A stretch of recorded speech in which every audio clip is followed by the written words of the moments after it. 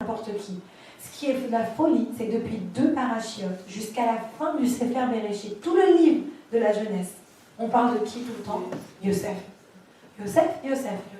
Oh, Yosef, il est né. Oh, Yosef, il a fait des rêves. Oh, Yosef, il est le préféré du papa. Oh, Yosef, il est vendu. Oh, Yosef, il est en Égypte. Oh, Yosef, il est devenu en Égypte. C'est Yosef. On aurait même dû appeler le livre Yosef. C'est que Joseph. Prenez-le. Jusqu'à la fin. Comment ça se termine Bereshit? Comment ça se termine le livre de la Genèse? Joseph. La mort de Joseph. On parle que de lui. Et pourtant, sur qui on a nommé le peuple juif? Sur Yehuda. Sur comment on appelait Yosef?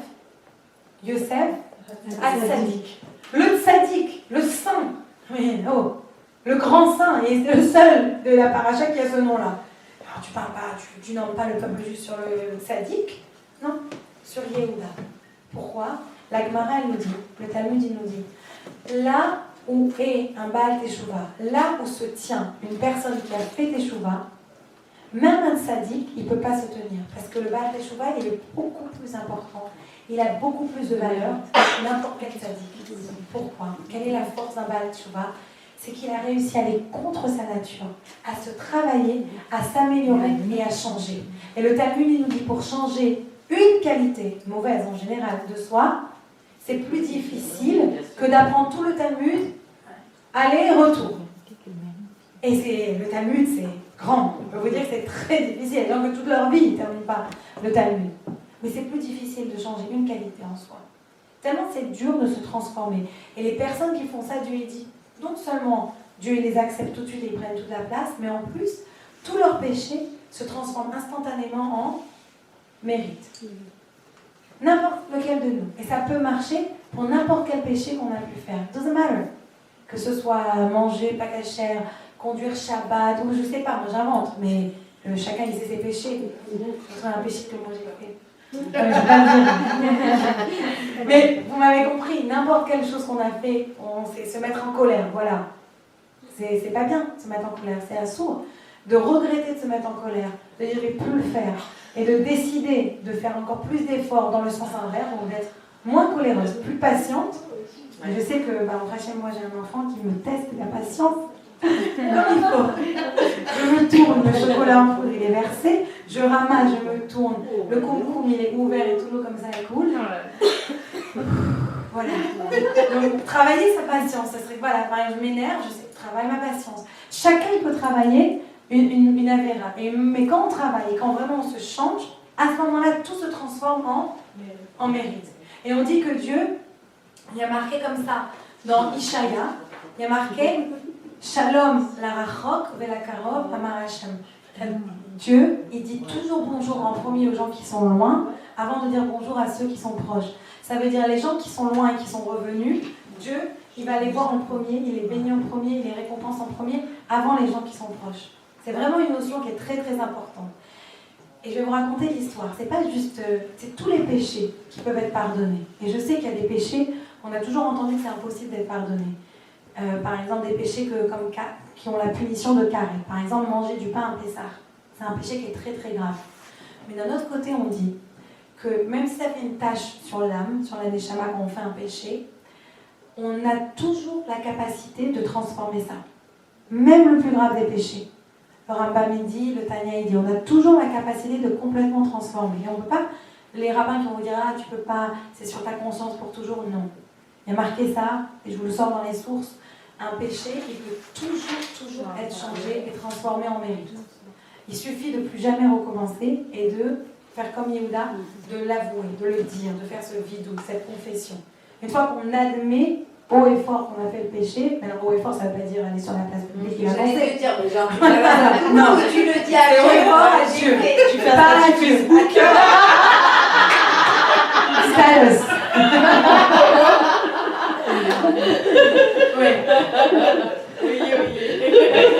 Oui, j'ai pris au voiture. Quand je dis haut et fort, ça veut dire se le dire à Dieu. Bien sûr. Et toujours essayer de transformer par l'inverse. Si par exemple quelqu'un il a volé, je me rappelle, j'ai un petit frère, quand il était petit, c'était un petit kleptomane. On allait dans tous les magasins, on ressortait, il sortait des voitures, des machins.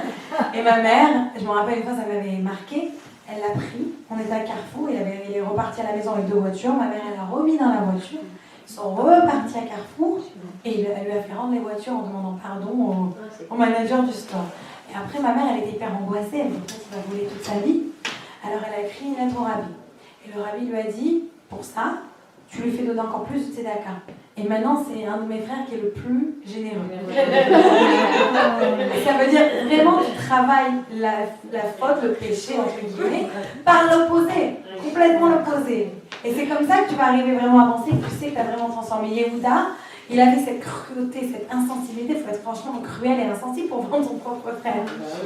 Et quand c'est qu'il a changé ça, quand il a défendu à des Bényamites pour leur donnant sa vie, il était prêt à passer sa vie en prison. C'est là qu'on a vu qu'il avait changé. Il a travaillé sa mida, sa qualité, complètement à l'opposé. C'est là qu'on a vu qu'il a changé. Je vais vous donner un autre exemple. Il y avait un homme, je vous ai déjà raconté cette histoire, Resh Lakish. Resh Lakish était le pire des brigands, il nous raconte la Gemara. Le pire des brigands. Il avait fait tous les péchés qui existent sur la terre. Je veux savoir comment tu fais pour te rappeler de ces noms. J'allais dire la même chose. C'est un gars qui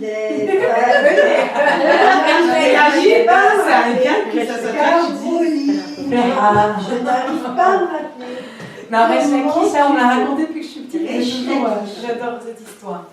Parce que ça donne vraiment beaucoup de courage. Quand des fois on déprime, le rabbi dit que quand on déprime, quand on a fait un péché, des fois c'est Yetzer Hara qui nous fait ça. On est là, on se dit mais c'est grave, j'ai fait un péché, je ne vaux rien, et jamais je pourrais me rattraper, c'est foutu. On dit c'est le Yetzer Hara, pour t'empêcher justement de faire tes choix. Il n'y a pas à être déprimé. Tu as fait un péché, ok, mais ça veut dire que tu es humain, tu n'es pas un robot. Maintenant, travaille pour changer ça. C'est ça la vie. Tu travailles, bosse sur toi. Et assume ta responsabilité de ton péché.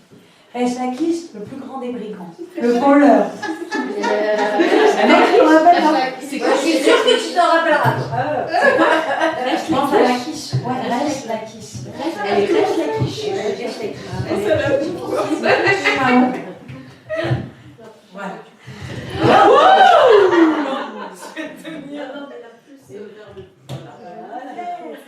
Je vais me prendre.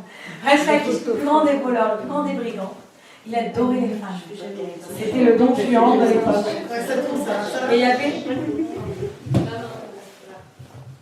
Voilà. Et il y avait un rave, un grand rabbin de la Gemara du Talmud qui s'appelait Rabbi Yochanan. Il était beau. On dit qu'il était beau, un Adonis. Il avait des cheveux longs comme ça. C'est un dieu grec. Un dieu grec, voilà. C'est le dieu de la beauté grecque. Et donc, il avait les cheveux très longs. Et un jour, il faisait le mikvé, il se baignait dans la rivière. Une large rivière. Une très très large rivière. Et Resh Lakish, il était de l'autre côté de la rivière. Il avait trouvé celui-là. Resh Lakish, il était de l'autre côté de la baie. Quand il a vu Rabbi Yochanan de dos, il a cru que c'était une super belle femme, tellement Rabbi Yochanan était beau de loin, il était sûr que c'était une femme.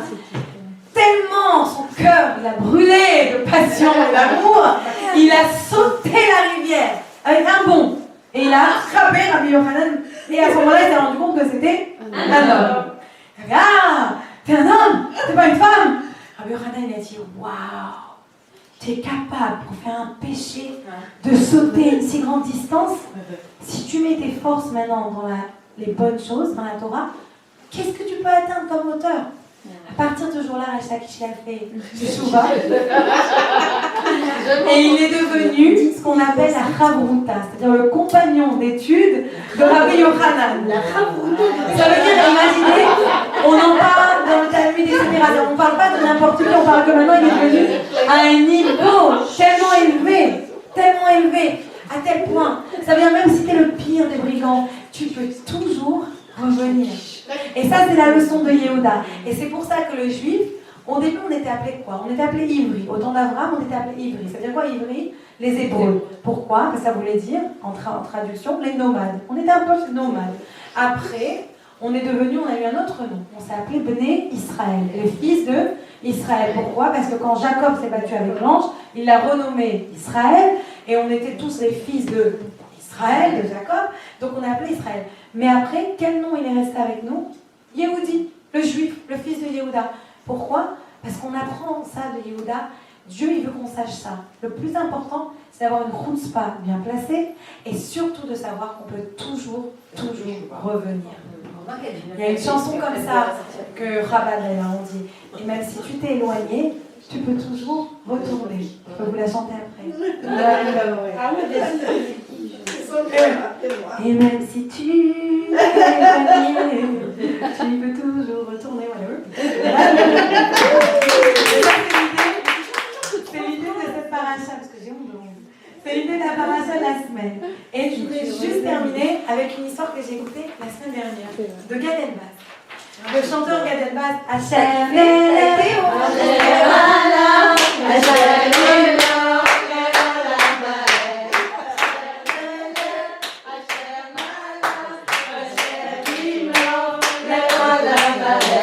est hyper gentil et sympa. C'était bien Disney truc là. Magnifique. Alors samedi soir, j'étais là-bas. C'était un concert privé. Et moi qui me suis lâchée, j'ai chanté, je chantais, il y avait peut-être 100 personnes, pas plus, tu vois. Et à la fin du concert, il est venu vers moi, il m'a dit « Je voulais te dire que ça m'a grave touchée, parce que c'était la seule qui connaissait toutes les paroles. » Je me suis la quiche. C'est pas ça. Des fois, j'inventais, je me rappelais pas des paroles. Lui, il croyait que je connaissais toutes les paroles. Il croyait qu'il regarde dans notre direction, j'ai dit « En tout cas, il a raconté une histoire. Je vais terminer le cours sur cette histoire parce qu'elle est. Moi, en tout cas, ça m'a beaucoup touchée. Il a dit qu'au début de l'année, juste avant les fêtes, il voyageait et il a été embauché juste avant Rosh Hashanah pour chanter, pour Rosh Hashanah, etc. Et il devait rentrer à la maison pour Yom Kippur.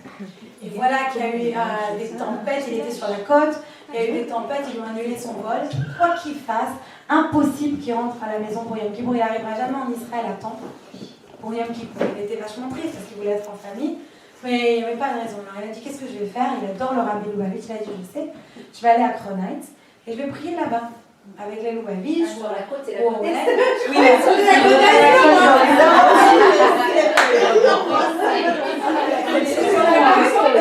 sur la côte est. Contrairement à Brooklyn, non, il était sur la côte est des États-Unis. Et donc il voit qu'il ne peut pas rentrer, donc il décide qu'il va aller à New York. Et il appelle un copain de New York et dit super, écoute, viens, on va prier ensemble et tout. Il arrive à l'aéroport, il s'assoit, crevé, triste, et puis d'un seul coup, il regarde autour de lui, il se lève parce qu'il doit aller boire un ou acheter quelque chose, je ne sais pas, il revient, il ne retrouve plus son passeport. Et là, il est là, il dit wow, qu'est-ce que je fais? Je ne peux plus voyager sans mon passeport. Je commence à flipper. Et maintenant, il n'y a plus le temps de rigoler, il est pour bientôt. Il ne sait pas quoi faire, il est hyper stressé maintenant. Ils appellent le vol, ils appellent son nom. Gad Elmaleh est appelé. Et ils vont que de l'appeler et tout. Et il commence à flipper, il dit mais qu'est-ce que je vais faire? Donc il va, il s'approche donc de la porte, il dit excusez-moi, j'ai pas mon passeport. Maintenant il y a le pilote qui passe à côté de lui en plus qui le regarde. Et un pilote assez âgé, et l'hôtesse de l'air lui dit écoutez monsieur, on part dans 20 minutes, vous n'êtes pas là avec votre passeport, tant pis pour vous, on ne vous attend pas. Et le pilote il se tourne, il dit mais pas du tout, on va l'attendre. Et il dit mais qu'est-ce qui se passe monsieur? Alors il dit mais j'ai pas mon passeport. Il dit mais venez, je vais vous aider, vous l'avez perdu votre passeport. Il le regarde, le pilote il dit mais oui. Alors l'hôtesse elle lui dit mais attendez monsieur le pilote, on va partir dans la cabine en train de vous préparer. Il dit excuse-moi, je vais l'aider. Alors il commence à vouloir aider Gad Elmaleh. Et d'ailleurs, ce jour-là, Gad Elmaleh avait mis le talit, le tzitzit de Katan. Des fois, il oublie. Et il a dit à partir de là, il a décidé qu'il n'allait plus jamais l'oublier. Et donc, et le pilote va absolument l'aider. Alors, il cherche, le pilote, il dit appelez tout le monde, appelez les cleaning crews, appelez machin. Et le pilote, il ne veut pas lâcher l'affaire. Et ils font que lui crier dessus. Ils disent on doit partir, vous devez être dans votre cabine. Et il dit vous me laissez tranquille, oui, on ne partira pas tant qu'il ne trouve pas son passeport. Il dit non, mais ça va nous coûter de l'argent. Et du coup, il appelle les managers, il appelle de l'airline, il commence à lui téléphoner au pilote. Il dit vous leur dites qu'on attend, je ne décollerai pas tant qu'il n'a pas le passeport. Et à la base, il se sent même vachement, il dit mais c'est ok. Non. Du coup, il reçoit un appel sur le talkie-walkie. Les femmes de ménage, elles ont trouvé le passeport, mais c'est à 10 minutes de marche. Alors Gad Elmaleh dit wow, merci que Dieu vous bénisse. Ok, je vais courir vite aller chercher mon passeport. Il lui dit non, tu vas pas courir. Parce que si tu cours maintenant, ils vont partir sans toi. Moi, je viens avec toi. Et là, l'hôtesse, elle dit mais vous êtes fou? mais vous pouvez pas partir, il dit au pilote. Il dit, l'avion ne partira pas sans moi, et je vais avec lui chercher le passeport. Et c'est tout. Et ils se mettent à marcher ensemble pour aller chercher le passeport. Puis Gad Elmaleh, il n'en peut plus, ça lui brûle, et c'était un moment, il se tourne, il dit, mais pourquoi vous m'aidez? Pourquoi vous êtes tellement gentil avec moi? Il dit, parce que j'ai vu tes films, là, j'ai compris que j'ai été juif. Il dit, mais vous êtes juif? Oui. Vous êtes juif, vous? Il dit, ouais, je suis juif aussi, mais moi, jamais rien fait, jamais rien pratiqué. Gad Elmaleh, il dit, ouais, mais alors, ouais, je t'ai vu et ok, je vais te dire la vérité. Il y a quelque temps, il disait à la radio, à la télé, que c'était Rosh Hashanah, le nouvel an des Juifs. Et là, j'ai réalisé que j'arrive presque à la fin de ma vie et je ne sais même pas ce que c'est. Et ils ont interviewé un rabbin et il a dit le nouvel an des Juifs, c'est pas le moment où tu fais la fête, c'est le moment où tu reconnais ce que tu as fait, tu demandes pardon à Dieu, tu prends des bonnes décisions. Et j'ai réalisé que peut-être c'était temps pour moi que je prenne une bonne décision, que je fasse des bonnes choses dans ma vie, que je parte pas comme ça. Il dit, alors là, je t'ai vu avec tes filles, je me suis dit, t'es juif. Alors j'ai décidé que t'allais être ma bonne action. Puisque je t'ai vu, c'est toi qui vas être ma bonne action, et grâce à toi, je vais faire une bonne chose. Donc Gad Elmaleh, il continue à marcher avec lui, il récupère le passeport, et là, il revient sur le chemin du retour, et il lui dit, vous savez que je vais à New York pour Yom Kippour? Et alors il dit, oui. Il dit, mais vous savez que Yom Kippour, c'est le jour où Dieu pardonne toutes les fautes de tout le monde. Tout le monde peut faire tes chouvas. Il dit, oh, moi? Il dit, non, tout le monde peut faire tes chouvas. Et ils ont terminé les deux à Yom Kippour dans la chute de Ravi. Premier Yom Kippour de sa vie. On peut toujours revenir. Ça, c'est le message de Yehuda.